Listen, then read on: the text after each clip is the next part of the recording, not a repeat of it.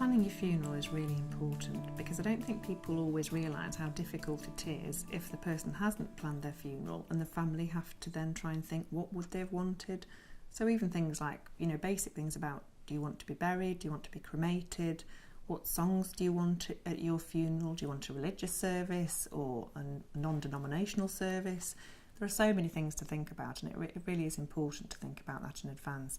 And actually, if you can write all of that down, that's really helpful because particularly for the bereaved relative, it makes it so much easier if it's all documented.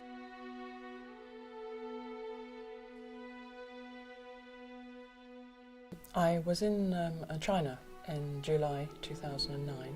When I returned, my husband had quite heavy jet lag and I thought I had similar, but he recovered after a day and I was still feeling very, very unwell.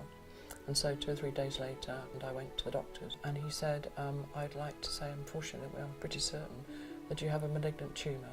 I said, how long have I got to live? And he said, well, I think 9 months is really a fair approximation. So that was the point at which I had to tell the family, and I can assure you that was extremely upsetting. I thought I would have 20 years ahead of me. I suddenly realised I might not see my granddaughter to go to school. She was 9 months old. And I started to think that I should plan my own funeral.